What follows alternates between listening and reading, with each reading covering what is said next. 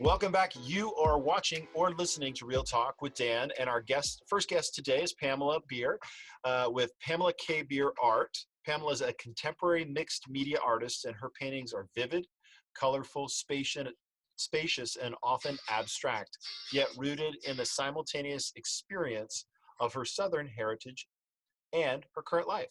Although no formal degree in art education, Pam has a master's in psychology, which probably is just as good, a background in technology, and finding an end to the traditional corporate work. Her career led her back in 2013 to pursue that lifelong love of art, thus kindling her spirit through the creative visual form. Her paintings are featured all around Puget Sound, and she's a member of the Washington Women's Painters, recently selected as a finalist in Cincinnati's Premier Art Comes Alive 2019, the show with Lynn Hansen Gallery in Seattle, and provides works for local hospitals and presented work at the Seattle Arts Fair. She pops up. Oh, sorry, Dan. I'm no That's longer with I'm no longer with Lynn Hansen, so we need to Okay. update some things a little bit from the last time we did this. Okay. So where can people find your art then right now? Well, I am at the Gray Sky Gallery in Seattle. It's on 320 First Avenue South in Seattle. And that gallery, along with 39 other galleries in Seattle, are part of the deconstructed Seattle Art Fair, since we can't do it in person. But people can go into the galleries. There's plenty of room to social distance, wear a mask, and they're very clean and open. And I do have a wall of lovely work there right now. Right now. And that is where again? It is 320 First Avenue South in Seattle in Pioneer Square. Okay. So what would you say is the kind of art that you make?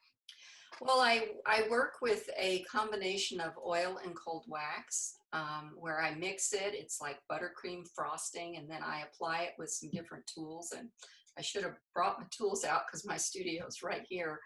I like brayers and squeegee type tools.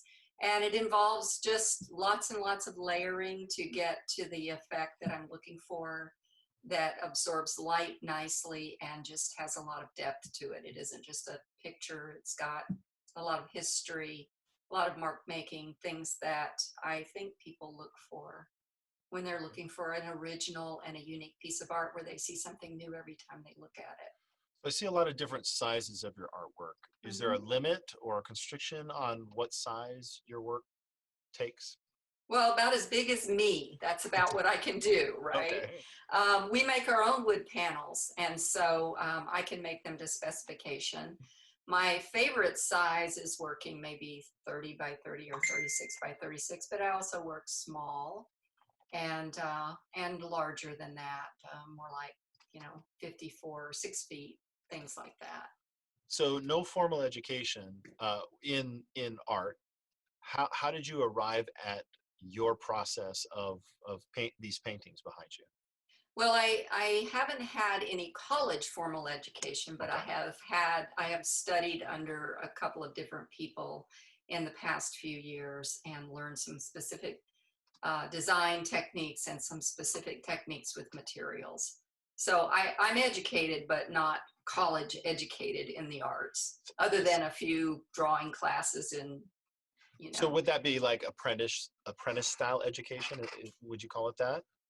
Yes. Okay. So what does this look?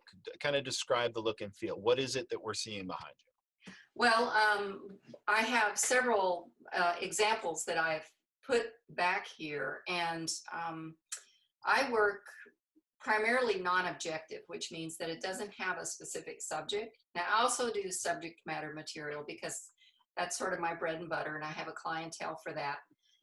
But the abstracted material, here's an example of a small one. This was actually an award winner, by the way, which I was pretty excited about. Won first place in the abstract category. But this is what I work on, is these wood panels. And then the surface, I don't know if you can see it, but it sort of absorbs the light nicely. It's a little challenging on the camera.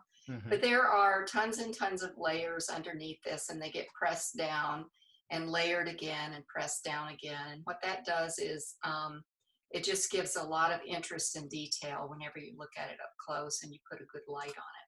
So how long does something like that take to create for you? Um, 30 years? No, I'm kidding. That's actually, I think that's a great answer. Yeah, absolutely. But I mean, from a physical time, not the experience, but yeah, from a physical time, how long does that take? Well, this particular piece that I just showed you is about 8 layers of paint. And it takes it quite a while to dry because it does have oil paint in it, which people who know artwork know that that takes longer to dry. But the cold wax facilitates the drying a little bit more and also allows it to be malleable. And I can go back in and scratch it and do work and then let it sit for a while and then go back and work on it some more. And so to answer your question, I think I was being very avoiding there. It can be done in a matter of days or it can be months. It depends on what's happening with the piece. It depends on what's happening with me, how I'm working on things. Right now during this COVID thing, we've been home a lot, so I'll work on a piece, set it aside, work on something else, and then later look at the piece I was working on earlier and go, it's not quite right. And then I go back and work on it some more until it actually stops frustrating me, basically, until it gets And to the point where I like it. so is there anything back there behind you that like you still kind of wish you could go back and do something to? How do you know when Um, you're done? well, like I said, you're done whenever it stops frustrating you, basically. And whenever I can't make any more changes to it to make it a better design or improve on I it. feel like that could apply to our children too, right? Exactly. Exactly. But anyway, the ones that I'm showing you here are all complete. Those are finished. Mhm. So do you do specific, like a commission for a specific kind of project? Do you do that? I have done commissions for people. Depends on what they are looking for. We'll talk about color, and I have a book of different color samples here where I've done some things, and people can give me an idea of, yeah, I really like that, and it won't look exactly like that, but I can come up with something that usually fits that person. And when you commission a work from an artist, obviously you want to give them some freedom to be expressive and to be, themselves, because we all have a specific look. I don't want to look like somebody else, etc.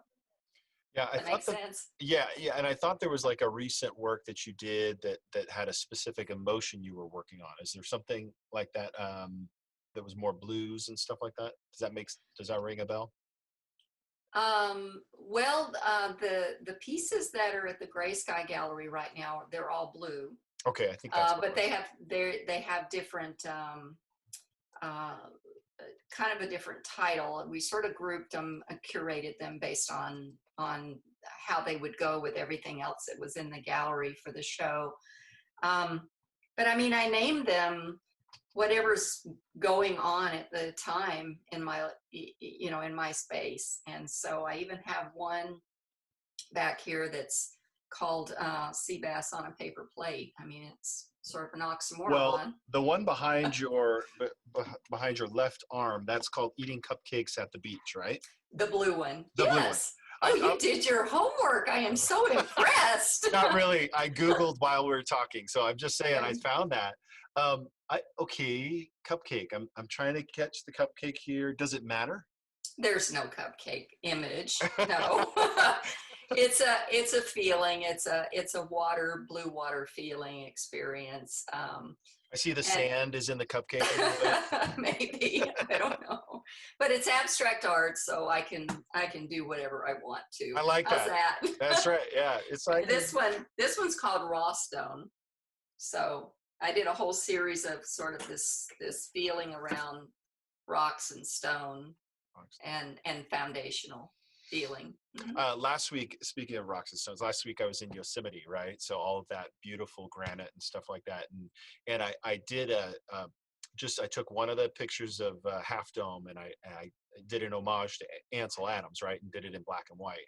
And it's just Nice. like it's so, it's I'm not an artist, but I'm one of those people that can when I see something, go, ooh, I like that. But it's hard for me to ever articulate it. So it's props to you for being able to get so much of this work out here. So as we go along here, we did mention that you're in a gallery. So can kind of go through again, where can people go see your live work right now during the as a COVID vacation, right? Well, for a COVID vacation, please go to the Gray Sky Gallery in Pioneer Square. And soon after Labor Day, Women Painters Gallery over in the Columbia Tower will be open again. And I generally have something over there since I'm a member and the VP this year. Not Okay. that I want it to be, but you know. And I found her collection on her website at pamelakbeer.com. So you can go and find some stuff there, right? Yes, and you know, people go through different phases in their lives when they decide they want to purchase art. And if you're not ready right now, I would encourage people to follow me on Instagram um, under Pamela underscore K underscore beer, or you can sign up to get studio notes from me probably once every couple of weeks on my website. And I do give surprises out to my readers. So just so you know. Awesome. I mean, there's a lot of really good stuff too. I mean, I'm noticing that you've got tons of archives, so a lot of stuff on the website. So Instagram, obviously a website, probably find you on Facebook. Yes. Um, Great. Well, Pam, we've had you on the show once before, but I think this show and tell was a little bit better because we were able to see the work behind you and hear it. Any parting thoughts that you'd like to give folks out there today? Oh, I think you guys are great. And I love the service that you're doing by answering the questions and helping people decide what to do during the real estate market at different times. And I was sort of pleased to hear that we're doing okay right now. Yeah, it's moving along. Yeah, Yeah, it's moving yeah. along and it'll be interesting. So thank you so much for coming. I appreciate having Thank you. you. All All right. right. So Cheers. cheers. Next up after the break, we're going to welcome in Michael. Michael, how do we pronounce it? Poggenberg? Hopefully. Pogan. Pogenberg from Unified Cinematography. Please join us right after this short break.